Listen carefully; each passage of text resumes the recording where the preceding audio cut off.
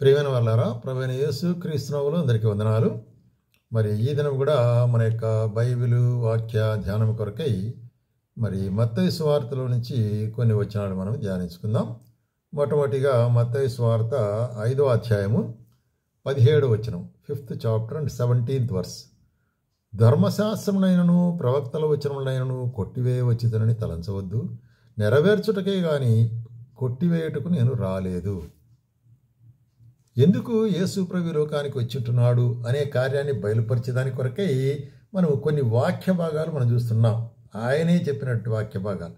ఎందుకు వచ్చినా నేను అనేటువంటిది ఆయన మిషన్ లేక ఆయన పర్పస్, ఉద్దేశం ఏంటి అనే దాని గురించి ఇక్కడ మనం చూస్తున్నాం అనమాట. ఇక్కడ ఏమంటున్నాడంటే, యూదులతో మాట్లాడుతూ ధర్మశాస్త్రమును ప్రవక్తల వచనమును కొట్టివేటుకు నేను వచ్చితనని తలంచవద్దు, నెరవేర్చుటకే కానీ కొట్టివేటుకు రాలేదు.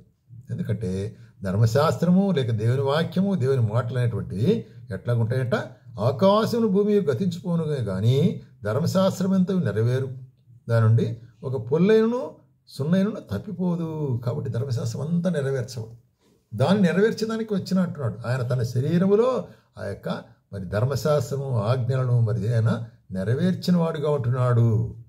ఏదైతే మానవులు చేయలేకపోయినారో ఆ కార్యాన్ని చేసేదాని కొరకే ఆ ధర్మశాస్త్ర విధులను నెరవేర్చి తండ్రి దగ్గర మరి మన పక్షముగా ఆయన నీతిని ఆపాదించేదాని కొరకే ఆయన ఈ లోకానికి వచ్చుంటున్నాడు. మొట్టమొదటిగా ఉద్దేశం అది.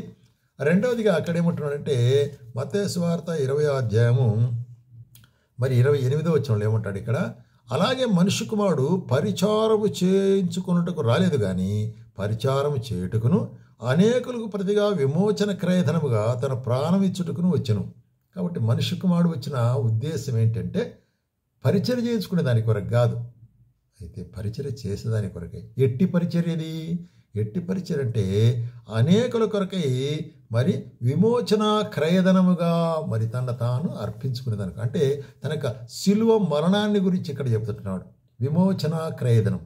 కాబట్టి దేవుని కుమారుడు ఈ లోకానికి వచ్చి యేసుక్రీస్తు ప్రభు శిలువలో మరణించుట ఉద్దేశం ఏంటంటే విమోచన క్రయధనముగా తన ప్రాణాన్ని మన కొరకు పెట్టుట కొరకే నేను వచ్చుంటున్నాను అంటాడు.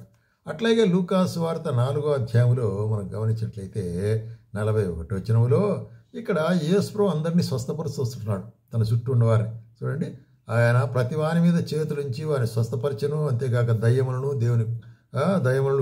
నీవు దేవుని కుమారుడిని కేకలు వేసు వదిలిపోచుండెను, ఆయన క్రీస్తుని తెలిసి ఉండెను కనుక ఆయన వాటిని గద్దించి వాటిని మాట్లాడలేదు. ఇట్లా అద్భుతాలు జరుగుతుంటున్నాయి. మరి ఉదయమైనప్పుడు అక్కడ ఏమంటున్నాడంటే, బయలుదేరి అన్ని ప్రదేశం జనసమూహం ఏం చేశారంటే, అరే ఈయన వెంట వెళ్ళాలని అనేకులు వెతికినారు.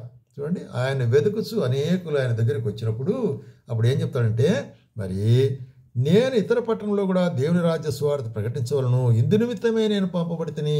కాబట్టి దేవుని రాజ్య సువార్తను ప్రకటించడానికి కొరకై మరి నేను వచ్చుంటున్నాను ఇతర పట్టణాల్లో కూడా, మీ మధ్యనే కాదు. కాబట్టి ఆయన రాజ్యము, దేవుని రాజ్యాన్ని గురించినట్టుగా సువార్త ప్రకటించడానికి కొరకై, దేవుని రాజ్యాన్ని యొక్క మరి మహిమను ప్రకటించడానికి కొరకై నేను వచ్చినాను అంటున్నాడు. అట్లాగే మనం చూస్తున్నాము యోహాను సువార్త, లూకా సువార్తలోనే మరి 19వ అధ్యాయంలో ఒక మాట చూస్తాం. 19వ అధ్యాయం 10వ వచనంలో, నశించిన దాన్ని వెతికి రక్షించుకు మనిషి కుమారుడు లోకమునకు వచ్చును. ఇక్కడ ఈ సందర్భంలో జక్కయ్య అనేటువంటి పొట్టివాడు, అతను చూసిన ట్యాక్స్ కలెక్టర్, చూసినట్లయితే అన్యాయంగా డబ్బులు సంపాదించేవాడు. అయితే ఒక దినం యేసు ప్రభువును చూడాలని ఆయనకు ఆశ కలిగింది. అయితే పొట్టివాడు చూడలేం, చెట్టు ఎక్కినాడు, మేడి చెట్టు ఎక్కి అక్కడి నుంచి చూసినప్పుడు యేసు ప్రభు అతని హృదయాన్ని గమనించి, జక్కయ్య దిగిరా త్వరగా ఈ దినం నీ ఇంటికి నేను ఉంచాలంటున్నాను. కాబట్టి నేడు ఈ దినమున ఇంటికి రక్షణ వచ్చింది. కాబట్టి ఆయన రక్షకుడిగా ఈ లోకానికి వచ్చినాడు. దాక్కునేటువంటి జక్కయ్యను కూడా వెతికి రక్షించిన వాడుగా ఉంటున్నాడు. అట్లాగే మనం చూసినట్లయితే యోహాను సువార్త 3వ అధ్యాయం 17వ వచనంలో, యోహాను సువార్త 3వ అధ్యాయము 17వ వచనంలో ఏమంటాడు, లోకము తన కుమారుని ద్వారా రక్షణ పొందుటకే గాని లోకమునకు తీర్పు తీర్చుటకు దేవుడు ఆయన లోకమునకు పంపలేదు.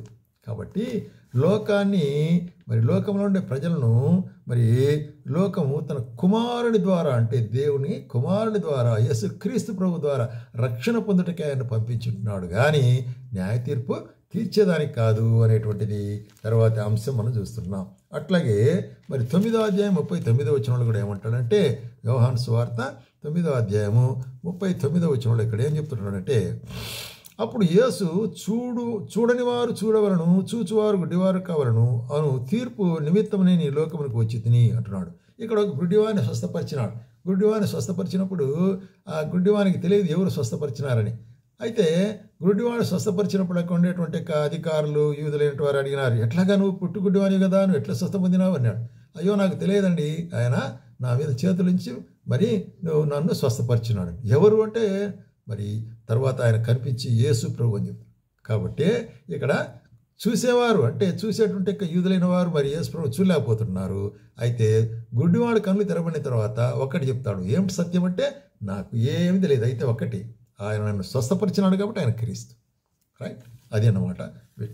కాబట్టి అట్లాగే 10వ అధ్యాయం 10వ వచనంలో చూస్తున్నాము, దొంగతనమునకు హత్య చేయుటకును నాశనం చేయుటకును వచ్చును కానీ గొర్రెలకు జీవం ఇచ్చుటకు నేను వచ్చి తిని సమృద్ధి అయిన జీవం ఇచ్చుటకు నేను వచ్చిన అంటున్నాడు. కాబట్టి గొర్రెల కొరకై నేను మరణించడానికి నేను వచ్చింటున్నాను. అట్లాగే 12వ అధ్యాయంలో ఏమంటాడు, 12వ అధ్యాయం 47వ వచనంలో గమనించినట్లయితే ఏం చెప్తున్నాడు ఇక్కడ, ఎవడైనా నా మాట విని వాటిని గైకొనుకుంటున్న యెడల నేను అతనికి తీర్పు తీర్చదు. నేను లోకమును తీర్పు తీర్చుటకు రాలేదు కానీ లోకమును రక్షించుటకే వచ్చి తిని, నన్ను నిరాకరించిన మాటలు అంగీకరింపని వానికి తీర్పు చేయవాడొకడు కలడు. నేను చెప్పిన మాటయే అంత్యదినమున వానికి తీర్పు తీర్చను. కాబట్టి నా మాట విని దాన్ని అంగీకరించకపోతే నేను ఇప్పుడు తీర్పు తీర్చను కానీ అంత్యదినమున వాడు తీర్పులోనికి రాబడతాడు. మరి ఎవరైతే నా మాట వినలేదో వాడు మరి నిత్య నరకములోనికి పోయాడుకుంటున్నాడు అనేటువంటి కార్యాన్ని ఇక్కడ చెప్తున్నాడు. అట్లాగే 18వ అధ్యాయంలో కూడా మనం యోహాను సువార్త 18వ అధ్యాయము 37వ వచనంలో ఏమంటున్నాడు ఇక్కడ మనం చూసినట్లయితే, ఇక్కడ పిలాతు దగ్గర నిలబడి ఉంటున్నాడు. యేసు ప్రభు పిలాతు దగ్గర నిలబడి ఉంటున్నాడు. ఇంకా సిలువ వేయబట్టుకై మరి సిద్ధపరచబడుతుంటున్నాడు. అయితే పిలాతు అడుగుతాడు, మరి నువ్వు యూదుల రాజు అంటాడు. అవును, నేను యూదుల రాజుని, నేను సత్యముల గురించి సాక్ష్యం ఇచ్చటకై వచ్చినట్టు యూదుల రాజు. నా రాజ్యం ఈ లోక సంబంధమైంది కాదు, అది పరలోక సంబంధమైన రాజ్యం. కాబట్టే యేసు ఏమంటున్నాడు, నీవు రాజువా అని అడిగినప్పుడు నీవు అన్నట్టు నేను రాజునే, సత్యముని గురించి సాక్ష్యం ఇచ్చటకు పుట్టిన రాజు. కాబట్టి సత్యముని గురించి, ఎవరు సత్యము అంటే నేనే సత్యం.